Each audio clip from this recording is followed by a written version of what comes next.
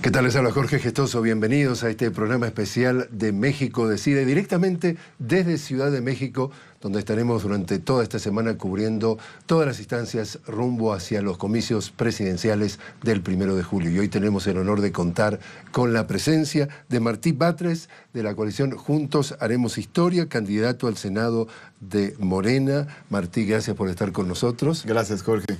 Martí, ustedes ya con lo que está diciendo las encuestas, que dan un margen muy cómodo, ¿entienden que ya ganaron? Mira, yo creo que ya ganamos, pero eso no quiere decir que no hagamos nuestro trabajo. Faltan 6 días para las elecciones. Y como se dice en el fútbol, hasta el último minuto tiene 60 segundos. Así es de que estamos trabajando, no nos confiamos y estamos haciendo nuestra labor, la labor que nos corresponde de seguir convenciendo a la ciudadanía. ¿Qué dices sobre las especulaciones de que precisamente por tener un margen tan amplio en todas las encuestas lo dan primero a ustedes y todas las encuestas dicen que ustedes van a ganar por amplia mayoría el Congreso? ¿Fraude? Yo espero que no. Incluso diría que la ventaja es tan amplia que las trampas que puedan ocurrir no alcanzan para desvirtuar el resultado. Vamos a ganar y vamos a ganar la mayoría legislativa también. México, para transformarse, requiere un cambio en el gobierno, pero también requiere un cambio en el Congreso, en el Poder Legislativo. Y ahí viene el tema del cambio, es decir, ustedes se presentan realmente como una alternativa, una opción, una nueva manera de ver la vida política del futuro de México. Y viene el candidato que según están segundo en las encuestas, estamos hablando de Ricardo Anaya, y saca la tarjeta de que él es el cambio, y él es el cambio para el buen cambio. Ustedes, y ahí lo deja picando. No creo... ¿Cuál es el cambio? No creo que el candidato del PAN pueda representar el cambio. No se puede separar al PAN, el Partido de Acción Nacional, del PRI, del Partido Revolucionario Institucional. Y en el gobierno. Que ha gobernado recientemente porque juntos han tomado decisiones.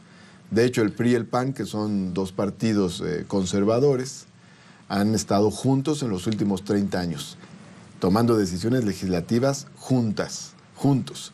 Y en el último sexenio, el PAN apoyó al PRI. De hecho, Ricardo Anaya fue el operador de las reformas que el PRI promovió en el Congreso, de la privatización del petróleo, de la reforma que afectó a los maestros, de otras reformas que afectaron al país.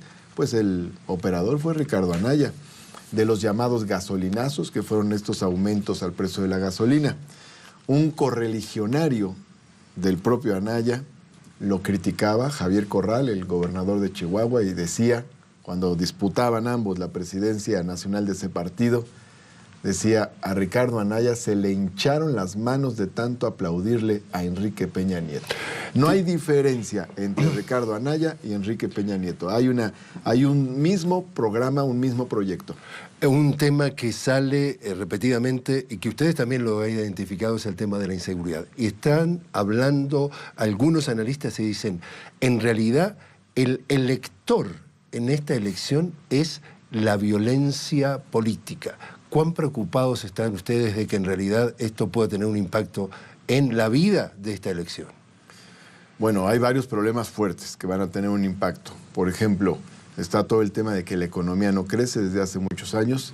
Está el tema de la desigualdad en México, que es el país más desigual de América, de acuerdo a Oxfam.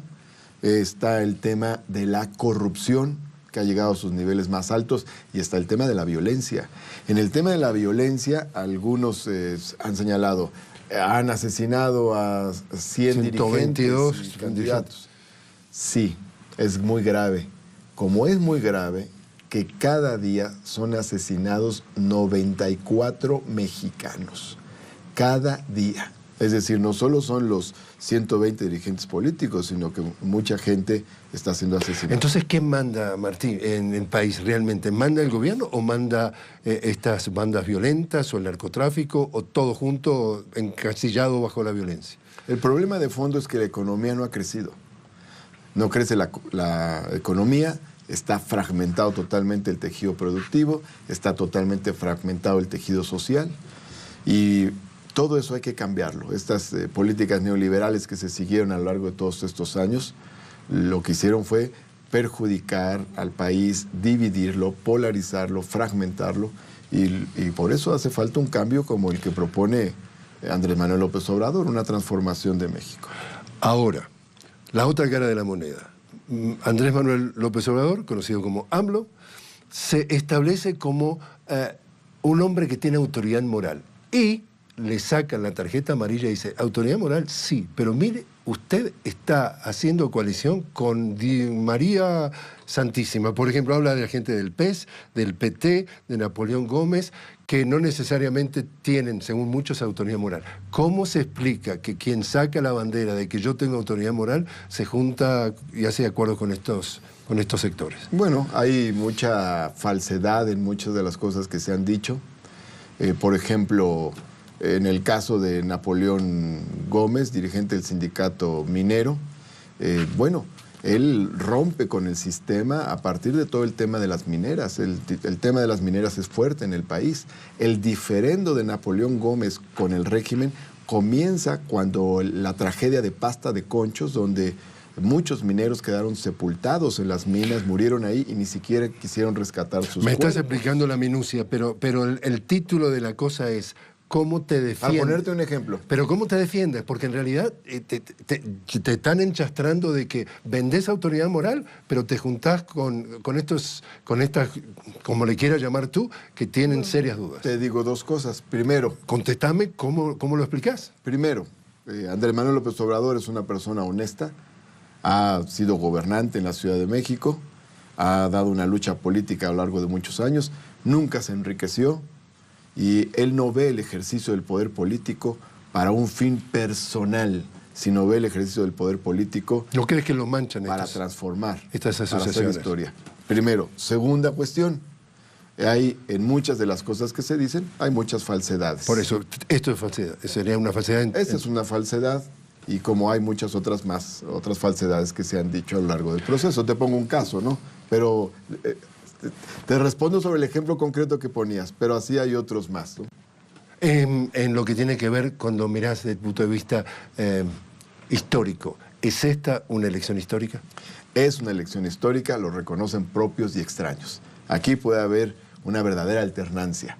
Una alternancia que no es simplemente cambiar de partido para que siga el mismo modelo económico y social, sino cambiar la forma de ver el ejercicio de la política. Y en ese caso, dado que ustedes tienen un vecino del norte que se llama Estados Unidos de América, son el tercer socio comercial de Estados Unidos, presentan una alternativa, un cambio, o sea, representan el cambio. ¿No está inquieto el gobierno de Estados Unidos de que le pueda venir un cambio que no favorece al sector empresarial, que está muy nervioso acá en México? Mira, nosotros... ¿No recibieron manifestaciones en ese sentido? No. Nosotros queremos tener buenas relaciones con Estados Unidos. Queremos que haya relaciones que sean fructíferas para ambos países. Por un lado, te diría eso. Y por otra parte, bueno, la oposición que se ha tenido... los adversarios que tenemos están aquí en nuestro país. Aquí es donde se han manifestado y expresado. ¿Cuántas personas ustedes estiman que podrían estar yendo a votar? 89 millones de mexicanos y un poco más habilitados para votar. ¿Cuántos podrían ir a las urnas el domingo? Si nos vamos a los números históricos, en las elecciones presidenciales votan más o menos 2/3 partes de los empadronados. Siendo esta una elección especial, podría votar algo más o menos el 70%. ¿Especial por qué? Porque es una coyuntura en la que puede haber un cambio de verdad. Un cambio verdadero, decimos nosotros, ¿no? No solamente un relevo de siglas o de partidos en el gobierno, sino un cambio de estrategia política, económica, social. Y en el caso de México, como nosotros venimos de cubrir las elecciones en Colombia tienen un término que le llaman la mermelada, y la mermelada es lo que ellos dicen que son la maquinaria, es decir, los recursos que tienen los grandes partidos, el gran dinero, para comprar votos, para llevar gente definitivamente a votar, para hacer concesiones. Tú me das mi voto, tú me das el voto a mí y yo te doy un cargo en el gobierno, etcétera, etcétera. ¿Cuál es la versión mexicana de la mermelada? Aquí se habla de la compra del voto. Se entregan recursos, muchas veces ciertos bienes, cosas, objetos, alimentos, a cambio del voto. Hasta dinero en efectivo se ha llegado a entregar. Hay una larga tradición de defraudación electoral en el país. No obstante ello, la distancia es tan grande que ni con esa trampa les alcanzará para evitar que se dé el cambio en México y la transformación. ¿Qué otro tema? Ya hablamos del tema del posible fraude, hablamos de la corrupción. ¿Qué otro tema les está preocupando especialmente a ustedes que se pueda llegar a confirmar el domingo? Nosotros hemos denunciado varias cosas. Está el tema de la compra del voto, está el tema del uso de recursos públicos y la intervención de gobiernos, está el tema relacionado con la violencia política. Entre otros de los temas está el tema de la guerra sucia. ¿Qué es? ¿En qué las sentido? Calumnias, las difamaciones, las mentiras, las falsedades. Que se dio mucho en esta campaña electoral, en los comerciales. Se dio muchísimo. Y no obstante ello, a pesar de eso, de todas maneras, a lo largo de la precampaña, luego de la intercampaña y después en la campaña propiamente dicha, no ha dejado de subir la intención de voto y la preferencia a favor de Andrés Manuel López Obrador. Ayer publicaba una empresa encuestadora, Mitofsky, sus últimos números. Si nos remitimos al principio de este año, de acuerdo a los números de esa encuestadora, Andrés Manuel López Obrador gana 16 puntos, o sea, subió 16 puntos en este tramo de lo que va de este año. En cambio, Mit, de su número más alto a principios... El tercer candidato según las encuestas del partido de gobierno, el PRI. Así es, el tercer candidato. Pierde 4 puntos y el otro candidato, Anaya, el que supuestamente va en segundo lugar, pierde 4 puntos. Es decir, Andrés Manuel gana 16 puntos, los otros dos candidatos pierden 4 puntos cada uno, de acuerdo a esta empresa encuestadora que publicó ayer sus últimas cifras antes de las elecciones, a una semana de las elecciones. ¿Cuál es nuestra conclusión? De todas maneras, lo que se ha hecho de compra del voto, de guerra sucia, etcétera, no ha incidido, no ha influido para que varíen las preferencias de los electores. Es la tercera vez, es el tercer intento de Andrés Manuel López Obrador en busca de la presidencia. La primera, 2006. Este AMLO, como ustedes le llaman por su seudónimo, es una versión light de aquel Andrés Manuel López Obrador que en el 2006 afirma claramente que le hicieron un fraude y que no llegó al poder. ¿Cuál es la diferencia? Yo creo que la diferencia está en que se construyeron más alianzas. La diferencia está en que hay sectores de la población que no apoyaron en el 2006, pero que ahora sí están apoyando, segmentos importantes de clases medias, incluso clases altas.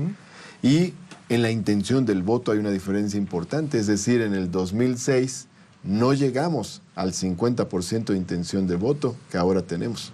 Ahora hay un crecimiento mucho más grande. Hay encuestadoras como Parametría que le ha dado a Andrés Manuel López Obrador una intención del voto de hasta 54%, o sea, una mayoría absoluta. No olvidemos que en el 2006 tuvimos el 35% de la votación, según cifras oficiales, y en el 2012 el 31% de la votación. Por cierto, arriba de lo que decían las propias encuestadoras. Eso quiere decir que todavía podemos crecer más allá del 50%, del 50 y tantos por ciento. O sea que el optimismo abunda. Bueno, hay lugares donde hemos hecho encuestas, por ejemplo, municipios de Chiapas, donde traemos el 70% de la intención de voto. Para poner un ejemplo, Iztapalapa, cerca del 70% de la intención de voto. Es un lugar de aquí de la Ciudad de México, un lugar muy popular de aquí de la Ciudad de México, para poner unos ejemplos.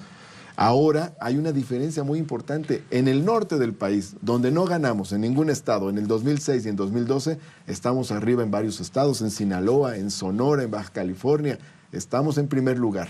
Que arriba tiene que ver también con, digamos, la parte industrial, la parte empresarial del país en muchos casos. Sí, en muchos casos. Son franjas del territorio que no, históricamente no se habían aproximado a nuestra opción.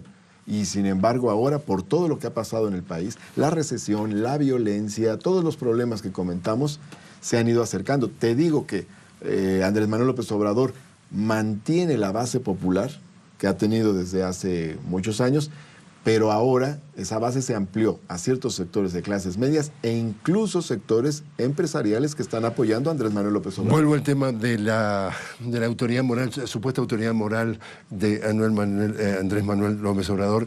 Alfonso Romo, un tema también cuestionado porque, como posible jefe de gabinete de AMLO, un personaje que ha sido duramente criticado justamente con la autoridad moral cuestionada. ¿Tu reacción?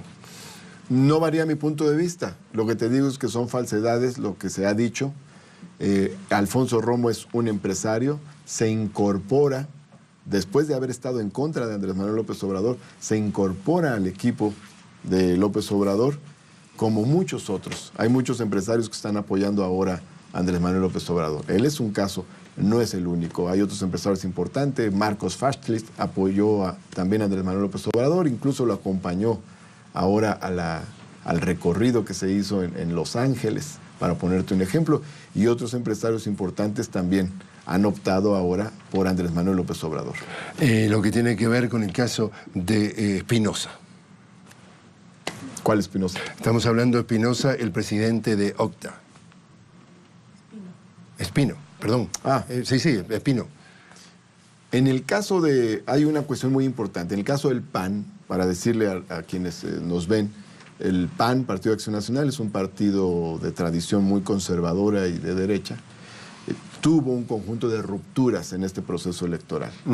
Dos expresidentes nacionales, Manuel Espino y Germán Martínez, están apoyando ahora la candidatura de Andrés Manuel López Obrador, e incluso legisladores de esa fuerza política, como Gabriela Cuevas, senadora, y otros personajes que pertenecieron al Partido de Acción Nacional, están apoyando ahora a Andrés Manuel López Obrador.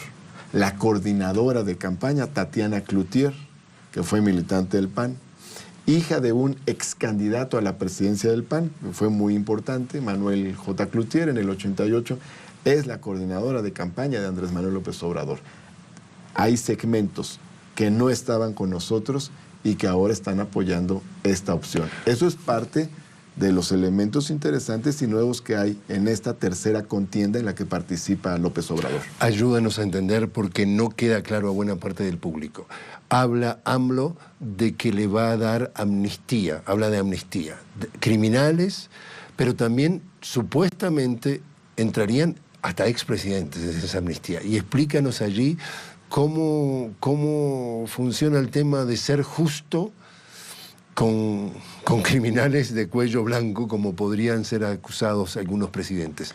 ¿Cómo se justifica la búsqueda de esa amnistía?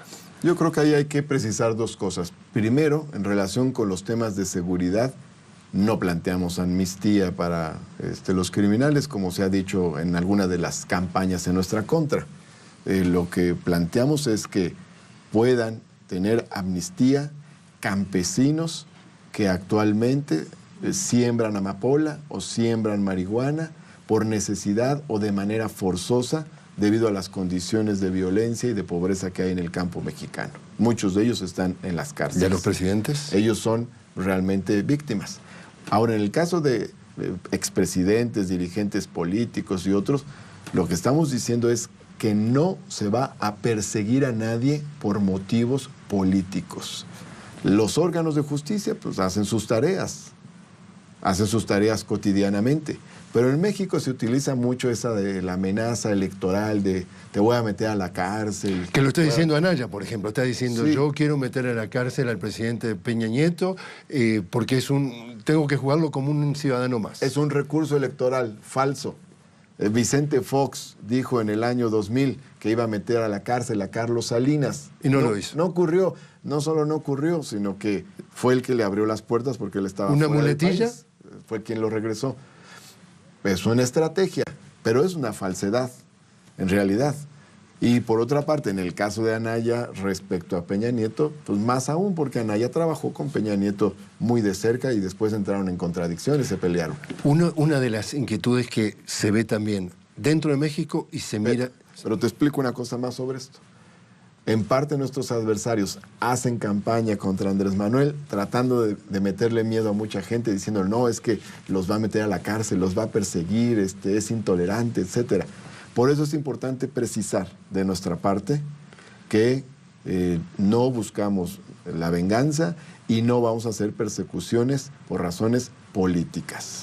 Te decía que está esa inquietud dentro de México y mirándolo del exterior también. La propuesta definitiva de AMLO es un cambio, una alternativa, una nueva etapa de la vida histórica de México. Cuando llegue al poder, una cosa son las promesas y otra cosa es, de alguna forma, ejecutar lo que prometió. Y allí va a tener que negociar, porque parte de la política justamente es poder llegar a hacer consensos. ¿Cuán difícil puede ser estructurar una economía que crezca de una manera menos lánguida, implementar la justicia, hacer una sociedad con menos disparidad, cuando tienes una estructura tan definitivamente en los propios cimientos instalada? La fórmula que estamos planteando es la que nos indica la solución. Esta es nuestra hipótesis. ¿Cuál es? Se van por la corrupción, se fugan por la corrupción, más o menos 500,000 millones de pesos al año. Eso decimos nosotros. El Banco Mundial dice que es el doble, pero nosotros decimos... Conservadoramente. Sí, nosotros conservadoramente decimos son 500,000 millones de pesos al año. Nos queda un solo minuto. Y en privilegios y derroche 300,000 millones. Rescatar esos recursos y destinarlos al desarrollo social y al desarrollo económico es la fórmula que estamos planteando para el país. Una mejor administración. Una mejor administración de los recursos que tenemos que permita liberar a la economía de todos esos moches, mordidas, diezmos que se... De mermelada, como dicen en roban, Colombia. de mermelada, como le llaman en cada país. Y por otro lado, la aplicación directa de esos recursos en construir infraestructura, refinerías, ferrocarriles, universidades, ampliar los espacios para los jóvenes, empleo directo para los muchachos. Es decir, hay muchas cosas que se pueden hacer en este país. México no es pobre, México es un país muy rico y tiene un pueblo muy trabajador. Lo que necesitamos es un buen gobierno. Martín Batres, muchísimas gracias por haber estado con nosotros. Gracias, Jorge. Estábamos hablando con Martín Batres del movimiento precisamente Haremos Historia, candidato al Senado por el partido Morena. Culminamos así esta primera edición especial. Volvemos en la noche, 20 horas de Caracas y la costa de... 20 horas de México, 21 horas de Caracas y la costa este de los Estados Unidos, con más de México Decide. Volvemos a estudios.